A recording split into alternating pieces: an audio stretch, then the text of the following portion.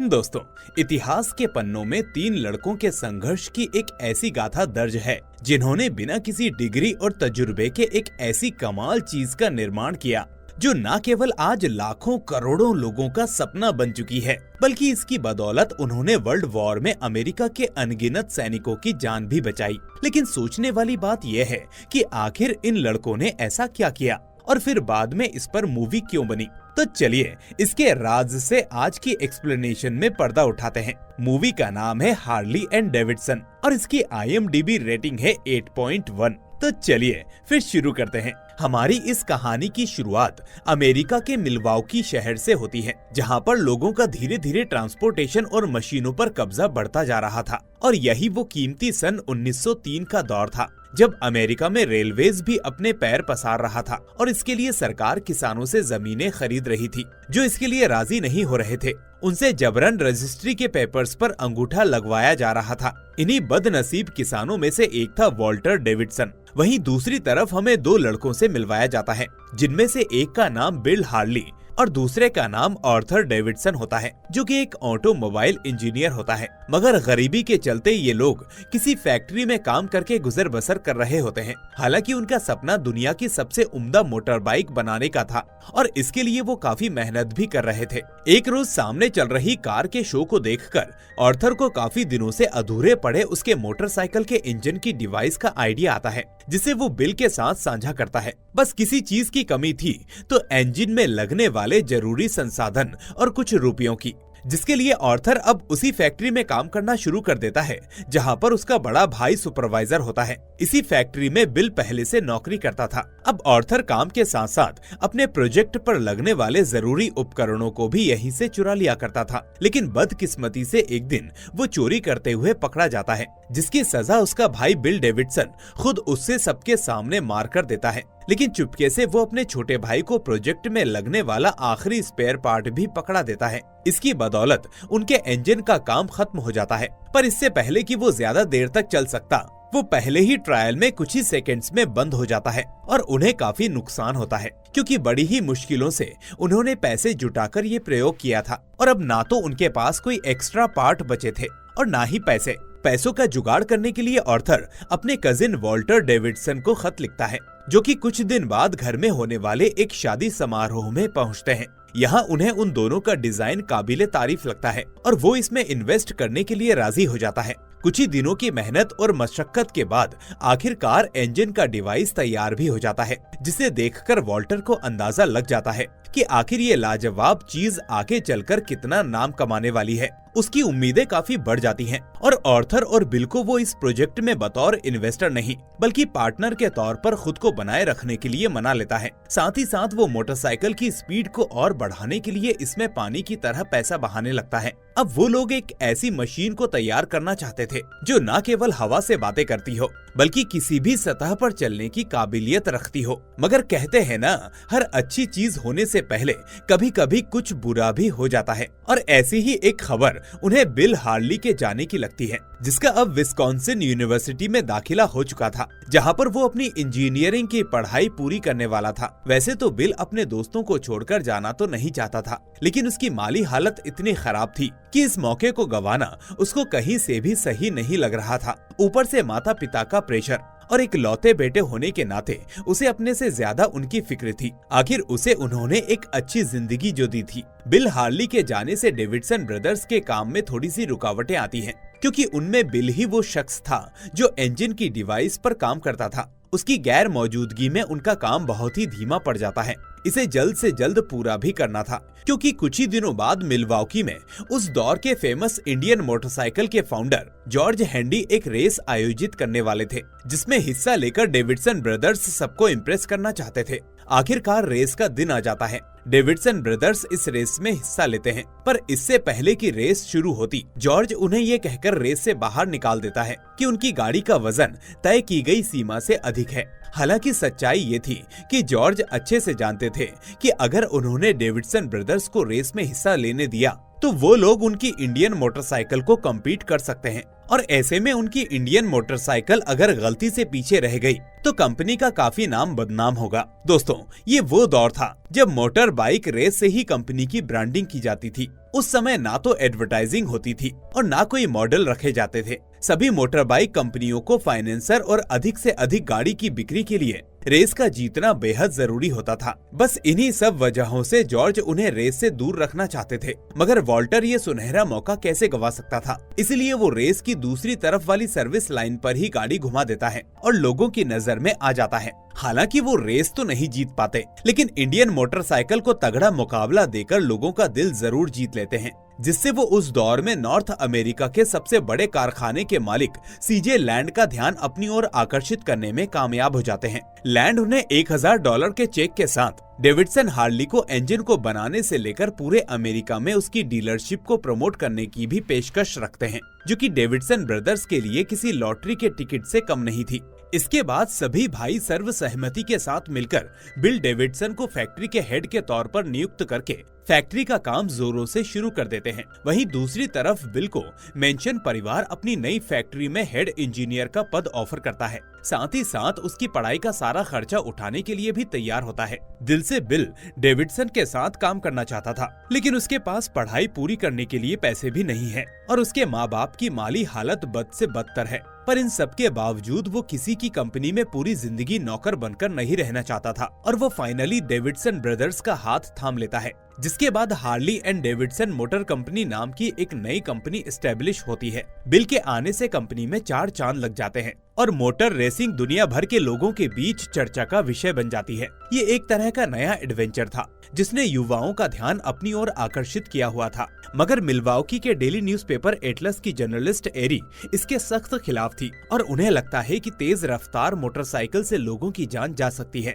और वो इसे अपने न्यूज़पेपर में मर्डर मोटरसाइकिल का नाम दे देती है। मगर इन सब के बावजूद ऑर्थर एरी पर फिदा होता है। वहीं बिल ने अपने इंजन को एक नई बटरफ्लाई वॉल्ट मशीन का डिजाइन दिया, जिससे कि इंजन की पावर दुगनी हो जाए और वो इसे आने वाले एंड्यूरो रेस में दिखाने के लिए बेताब था। देखते ही देखते एंड्यूरो रेस की शुरुआत हो जाती है, जो कि मिल्वाउकी के जंगलों में होनी थी, ताकि मोटरसाइकिल के इंजन की पावर को टेस्ट किया जा सके। वॉल्टर हार्ले डेविडसन की तरफ से रेस करने के लिए तैयार होता है, लेकिन यहाँ उनका सबसे बड़ा कंपटीटर इंडियन मोटरसाइकिल था। दोनों के बीच काफी कड़ा मुकाबला भी होता है, जिसमें एक बाइक राइडर के जख्मी होने पर दूसरे बाइक राइडर से एक्सचेंज भी किया जा सकता है। इसी बीच वॉल्टर को चोट लग जाती है और वो वापस आ जाता है। उसका चश्मा भी गायब हो चुका था। वो अपना नया चश्मा लेने आया था। कंपनी का सबसे भरोसेमंद सहयोगी एडी उसकी जगह रेस करने को कहता है, लेकिन जिद्दी वॉल्टर अपना बदला बखूबी लेना जानता था, जिसके बाद वो दोबारा से रेस में शामिल होकर इंडियन कंपनी के रेसर को हरा देता है। मगर तब तक जॉर्ज हैंडी ने डीलर्स को मोटी कमीशन पर राजी कर लिया था, जिससे गुस्से में वॉल्टर उसे एक मुक्का भी मारता है और ये बात अगले दिन सुर्खियों में आ जाती है। जॉर्ज को यहाँ सीख मिलती है कि सिर्फ इंजन बनाने से या रेस जीतने से काम नहीं चलेगा, यहाँ पर उन्हें बिजनेस पॉलिटिक्स भी करना आना चाहिए। इसी वजह से हारने के बावजूद भी इंडियन मोटरसाइकिल ने 100 डीलरशिप हासिल कर ली थी। वहीं हार्ली एंड डेविडसन को 2 ही डीलर्स का ऑफर मिला। वहीं वॉल्टर को अपनी इस गलती का कोई मलाल नहीं था, जबकि उसका भाई और बिल दोनों ही उसे समझाते हैं कि तुम बहुत बड़ी बेवकूफी कर रहे हो, ये कोई सही तरीका नहीं है, क्योंकि उसकी इस हरकत की वजह से अब कंपनी के पास ऑपरेटिंग कॉस्ट तक नहीं है। पर वॉल्टर कहाँ ही किसी की सुनने वाला था और उसकी अपने भाई से झड़प हो जाती है। लड़ाई को ज्यादा बढ़ते देख उनकी माँ बीच में आ जाती है और उन्हें कहती है कि अगर तुम लोग आपस में ही लड़ते रहोगे तो मैं तुम तीनों को मारूंगी, जिससे वो जोर जोर से हंसने लगते हैं और मामला यहीं शांत हो जाता है।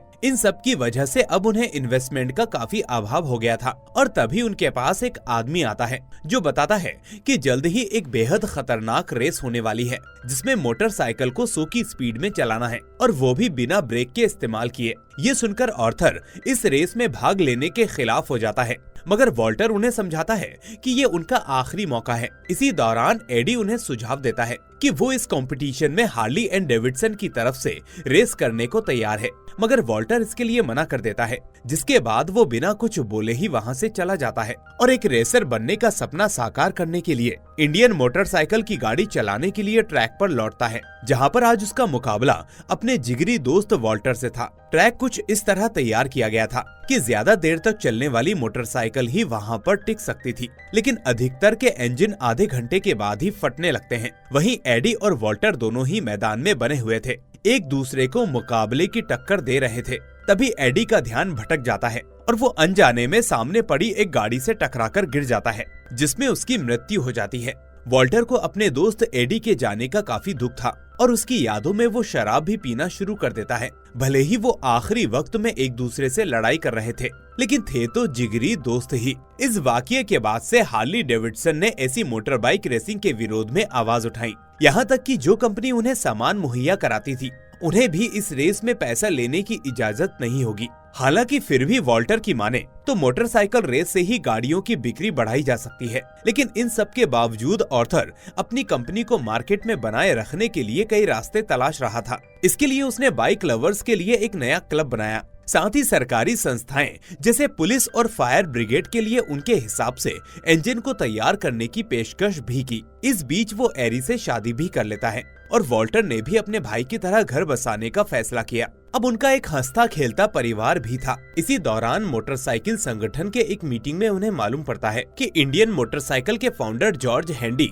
अपने पद से इस्तीफा दे रहे हैं और अपनी जगह रैंडल जेम्स को नियुक्त करते हैं। डेविडसन ब्रदर्स इंडियन मोटरसाइकिल से मधुर संबंध बनाने के लिए उसके नए चेयरमैन रैंडल से मिलने जाते हैं, लेकिन रैंडल तो जॉर्ज से 2 हाथ आगे था। वो उनका बीच महफिल में ही मजाक बनाने लगता है, जिससे वॉल्टर को काफी गुस्सा आ जाता है और वो उससे कहता है कि हमने हाल ही में एक ऐसे इंजन को डिजाइन किया है जिसकी पावर के आगे उनकी कंपनी की ऐसी की तैसी हो जाएगी, और वो उसे सेवनाह ट्रैक की मिट्टी के मैदान में रेस करने के लिए चैलेंज करता है। साथ ही साथ $1000 की शर्त रखता है। अब कुछ ही समय पहले चेयरमैन बने रैंडल जेम्स के लिए ये नाक की बात थी और उसको इस चैलेंज को सबके सामने एक्सेप्ट करना पड़ा, मगर हकीकत में अभी तक उन लोगों ने ऐसा कोई भी इंजन डिजाइन नहीं किया था और ना ही उन्होंने किसी ऐसे ट्रैक को तैयार किया था। मगर वो कहते हैं ना, आवश्यकता ही आविष्कार की जननी होती है। बस बिल मिट्टी से भरे फ्लैट ट्रैक के लिए उस खास इंजन को बनाने में लग जाता है। वहीं आर्थर एक नए रेसर रे वैशार को इसके लिए चुनता है, जो कि फ्लैट ट्रैक पर गाड़ी चलाने के लिए काफी प्रसिद्ध था। रेस सेवनाह ट्रैक से शुरू होती है, जहां पर इंडियन और हार्ली डेविडसन के अलावा एक्सेलसियोर भी निर्णायक प्रतिद्वंदी में से एक थे। इवेंट शुरू होने से पहले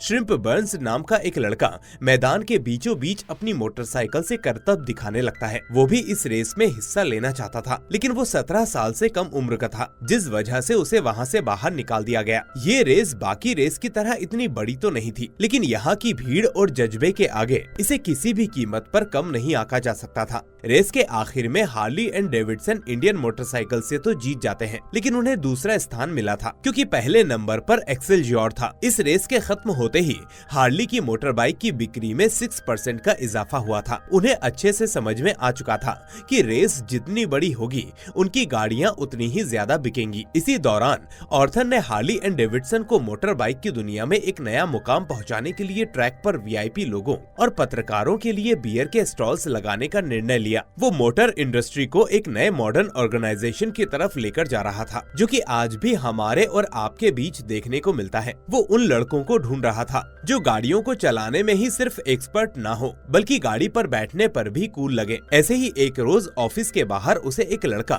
गाड़ी पर स्टंट करते हुए मिलता है, जो कि कोई और नहीं बल्कि श्रिम्प बर्न्स था, जो उन्हें बताता है कि 1 हफ्ते बाद वो 17 साल का हो जाएगा।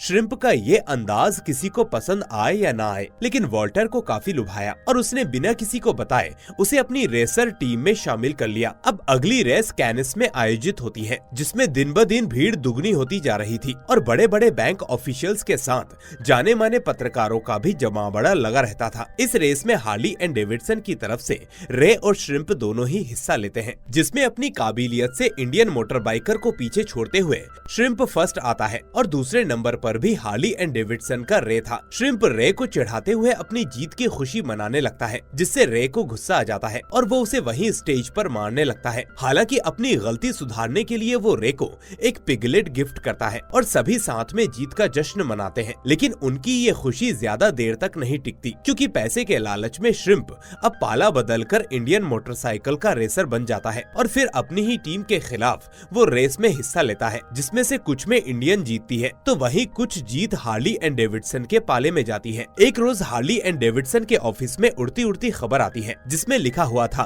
कि अमेरिका के प्रथम विश्व युद्ध में भागीदारी होने के कारण उन्होंने 18 से 31 साल के बीच के सभी युवाओं के लिए मिलिट्री ट्रेनिंग अति आवश्यक कर दी है, जिसका साफ साफ मतलब था कि कंपनी को अब अपने ज्यादातर कर्मचारियों को खोना पड़ेगा। उन्होंने रेसिंग और गैर जरूरी गतिविधियों में फ्यूल के इस्तेमाल के लिए रोक लगा दी थी, जिससे समझ में आ रहा था कि आने वाले दिनों में कंपनी को कितना भारी नुकसान झेलना पड़ेगा। इससे बचने के लिए वो लोग अमेरिकी सेना के जनरल के पास पहुंचते हैं, जहां पर रैंडल भी आया हुआ था। वो लोग जनरल के सामने प्रस्ताव रखते हैं कि जंग को देखते हुए सेना को 40,000 मोटरसाइकिलों की जरूरत है, जिस पर जनरल इंडियन मोटरसाइकिल को 25,000 और हार्ली और डेविडसन को 15,000 मोटरसाइकिल बनाने का ऑर्डर देता है। मगर तभी आर्थर जनरल के सामने जंग की अहमियत को समझाते हुए एक नई मोटर इंजन के डिजाइन को पेश करता है, साथ ही साथ एक फ्री कोर्स के बारे में भी बताता है, जिसमें वो सैनिकों को गाड़ी को ऑपरेट करने के साथ साथ इमरजेंसी में हुई कुछ गड़बड़ियों को ठीक करने की ट्रेनिंग दी जाएगी, ताकि युद्ध के बीच उन्हें किसी मैकेनिक की जरूरत ना पड़े। जनरल उसके आइडिया से काफी इम्प्रेस होता है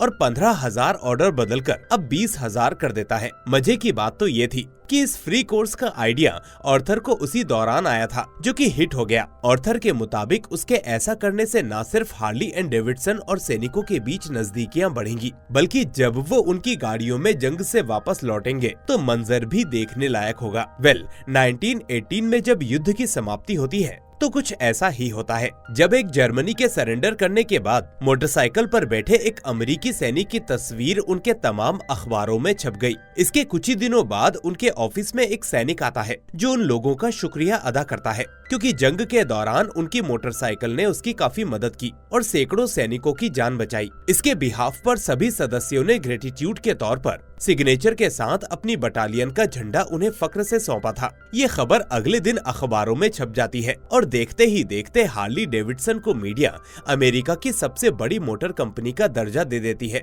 जिससे प्रथम विश्व युद्ध उनके लिए तोहफा साबित हुआ और इंडियन मोटरसाइकिल का दौर खत्म होने को आ गया। इन सब के बावजूद रैंडल ने अपनी गलतियों से सीखने के बजाय उनसे बदला लेने की सोची और हार्ली डेविडसन की सभी गाड़ियों के मॉडल को खरीदकर साफ साफ उनकी कमियां निकालने का काम शुरू किया। कुछ दिनों बाद ऑफिस में एक नोटिस आता है, जिसमें लिखा था कि हार्ली एंड डेविडसन ने अपनी मोटर बाइक में कई दूसरी कंपनी के स्पेयर पार्ट्स का उपयोग किया था, वो भी बिना उनकी परमिशन के, जिससे उन्होंने कॉपीराइट का उल्लंघन किया है और ये मामला कोर्ट चला जाता है। हालांकि प्रोडक्शन डायरेक्टर बिल हार्ली अच्छे से जानता था कि उसने कहीं से भी किसी भी प्रकार के स्पेयर पार्ट्स की चोरी नहीं की है, बल्कि ये सब उसके द्वारा इन्वेंट किए गए डिवाइसेस हैं। मगर गलती सिर्फ इतनी हुई कि उसने अपने इन पार्ट्स का पेटेंट नहीं कराया था, जिसकी वजह से उन्हें आज ये दिन देखना पड़ रहा है। काफी सोच विचार करने पर उन्हें ये मालूम पड़ता है कि अगर वो लोग इस केस को जीतते भी हैं, तो उन्हें काफी पैसे बर्बाद करने पड़ेंगे और तो और अगर हर्जाना चुकाएंगे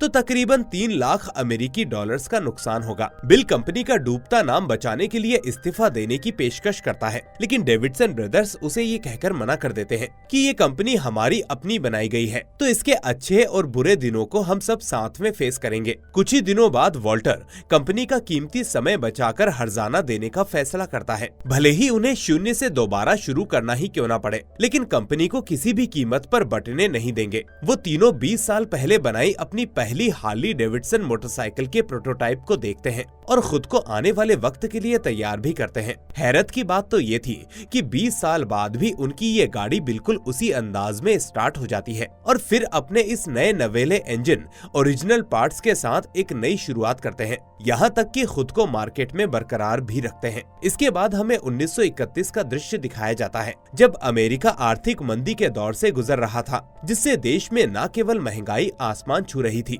बल्कि लोग 2 वक्त की रोटी के लिए अपराधी बनने पर उतर आए थे। लोगों के बीच रेसिंग का क्रेज भी खत्म हो गया था और यहीं पर बाइकर्स के एक नए युवा ग्रुप का गठन हुआ, जो पुरानी गाड़ियों के स्पेयर पार्ट से अपनी बाइक्स को मॉडिफाई करके मौज के लिए रोड पर घूमा करते थे, जिसकी वजह से उन्हें अमेरिकन मोटरसाइकिल संगठन ने क्रिमिनल्स का नाम दे दिया। वॉल्टर का बेटा वॉल्ट भी अपनी रेसिंग के शौक को बरकरार रखने के लिए इसी ग्रुप का हिस्सा बन जाता है। इसी दौरान एक रोज मशहूर कार कंपनी फोर्ड का एक अधिकारी उनके ऑफिस में आता है और उसे 3 पहिए वाली एक सर्विस कार बनाने का ऑफर देता है, मगर इस ऑफर के तहत शुरुआती सारी इन्वेस्टमेंट हार्ली डेविडसन ही करेगी। 3 पहिया गाड़ी बनकर तैयार हो जाएगी तो फोर्ड उन्हें खरीद कर उसे पूरी दुनिया में बेचेगा। आर्थर को इसमें एक नई उम्मीद नजर आती है, लेकिन वॉल्टर बिना किसी गारंटी के इतनी भारी रकम एक नए प्रोजेक्ट में लगाने से हिचकिचा रहा था। इन्हीं दिनों उसका दोस्त सीजे लैंड भी दोनों भाइयों से मिलने आता है और उन्हें एक जापानी व्यापारी को कंपनी की फ्रेंचाइजी देने की बात करता है, मगर आर्थर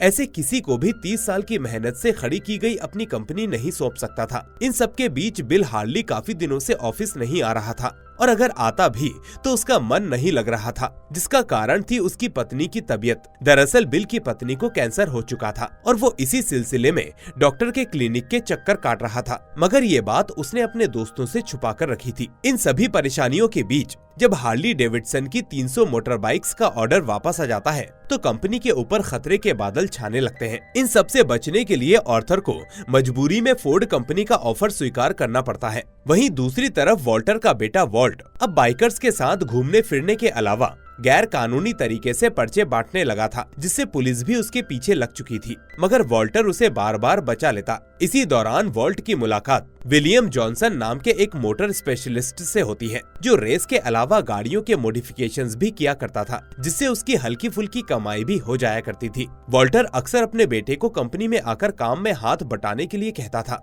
मगर वॉल्ट को अपने दोस्तों के साथ घूमने फिरने में ज्यादा मजा आता था। एक दिन जब वॉल्टर को मालूम पड़ा कि उसका बेटा जोशीले बाइकर्स की रेसिंग में हिस्सा लेने जा रहा है, तो वो भी आर्थर के साथ वहां पहुंच जाता है। अपने बेटे को रेस में भाग लेने से रोकता है, लेकिन उसका बेटा उसी की तरह जिद्दी था। तभी मोटर संगठन वालों के साथ पुलिस वहां पहुंच जाती है, लेकिन वॉल्टर बाइक लवर्स को किसी भी कीमत पर सलाखों के पीछे देखना नहीं चाहता था, इसलिए पुलिस वालों को वहीं पर रोककर वो रेस को शुरू करने का आदेश देता है। अब रेस शुरू होती है और वॉल्टर का दोस्त विलियम जॉनसन अपनी मॉडिफाई की हुई मोटरसाइकिल से जीत भी जाता है। पुलिस भी मूक दर्शन बनी बैठी रहती है, क्योंकि उनके अमेरिका का सबसे प्रसिद्ध आदमी वॉल्टर जो खड़ा था। वहीं दूसरी तरफ फोर्ड के बार बार प्रोटोटाइप के डिजाइन में दखल अंदाजी करने की वजह से प्रोडक्शन का कॉस्ट बढ़ता जा रहा था, जिससे तंग आकर चुपके से आर्थर जापानी कारोबारी के साथ काम करने के लिए राजी हो जाता है। लेकिन वॉल्टर को ये बात नागवार गुजरती है, क्योंकि वो दूसरे किसी वेंडर को अपनी गाड़ी का डिजाइन देने के लिए तैयार नहीं था। उधर तमाम जांचों के बाद जब बिल को मालूम पड़ता है कि उसकी पत्नी को कैंसर नहीं है, तो वो खुशी से झूम उठता है और अपने काम पर वापस लौट आता है और एक नई मोटर बाइक डिजाइन करने की तैयारी में लग जाता है। एक दिन रास्ते में जाते वक्त उसे वॉल्ट दिखता है, जो कि एक मॉडिफाइड हार्ली डेविडसन बाइक पर सैर करने निकला था। वो देखता है कि बाइक की स्पीड को बढ़ाने के लिए उसके फ्रेम को नीचे किया गया है। इससे उसे एक कमाल का आइडिया आता है और घर पर कुछ दिन बैठकर एक नया और बेहद उम्दा डिजाइन अपने दोस्तों के बीच पेश करता है, जिसे देखकर सभी दंग रह जाते हैं। वो उन्हें समझाता है कि जल्द से जल्द उन लोगों को फोर्ड के साथ डील खत्म कर देनी चाहिए, क्योंकि इससे न सिर्फ उनके पैसों का नुकसान हो रहा है, बल्कि ऐसा करने से वो लोग पूरे 1 साल इस आइडिया पर काम नहीं कर पाएंगे। उल्टा जो पैसा वो फोर्ड पर लगा रहे हैं, उसका यूज इसी नई डिजाइन पर करके अब तक की सबसे तेज मोटरसाइकिल को बनाने में होगा। वॉल्टर को उसका प्लान उम्दा लगता है और बिना किसी हिचक के फोर्ड के साथ वो डील कैंसिल करके जापानी मोटर कंपनी के साथ डील साइन कर लेते हैं। कुछ ही दिनों की मेहनत के बाद आखिरकार हार्ली डेविडसन की शानदार गाड़ी का प्रोटोटाइप बनकर तैयार हो जाता है। वॉल्टर खुद इसका टेस्ट ड्राइव करता है और जब वो इसे हवा में बातें करते हुए चला रहा था, तो मानो उसके दिमाग में अपने सारे सपने साकार होते दिख रहे थे, क्योंकि आज से 2 दशक पहले जब उन लोगों ने इस कंपनी को एस्टेब्लिश किया था, तो एक ऐसी ही बाइक को बनाने का सपना देखा था, जो कि आज सच हो चुका था। सब कुछ बिल्कुल फिट था, बस एक छोटी सी चीज उनकी इस खुशी के आड़े आ रही थी, और वो थी बाइक के इंजन के ऑयल का लीक होना, जिसकी वजह से लॉन्चिंग की डेट आगे कर दी जाती है। काफी मेहनत के बाद उन्हें नाकेल नाम का एक एल्यूमिनियम मिलता है, जो कि इस प्रॉब्लम को सॉल्व कर देता है। अब बाइक पूरी तरह से रेडी थी, मगर बिल इसे मोटर एसोसिएशन के किसी रेसिंग ट्रैक में लॉन्च करने की बजाय बाइक के असली चाहने वालों के बीच पेश करता है, यानी उन्हीं जूनियर बाइकर्स के बीच जिन्हें मोटर एसोसिएशन क्रिमिनल बताते हैं। खुद वॉल्टर का बेटा वॉल्ट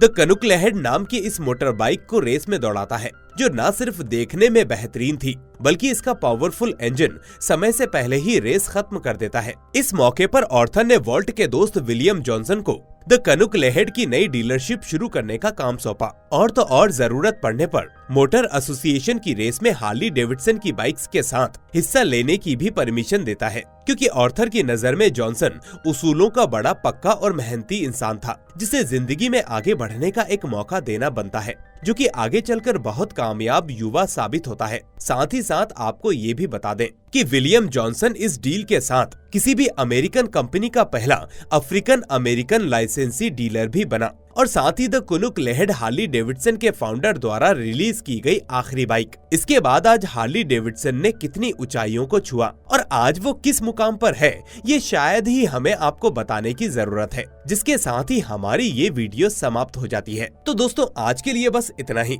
अगर आपको हमारी ये वीडियो पसंद आई हो तो इसे लाइक करके ज्यादा से ज्यादा शेयर करना ना भूलें और अगर चैनल पर नए हैं तो इसे सब्सक्राइब करके नोटिफिकेशन बेल को भी दबा दें।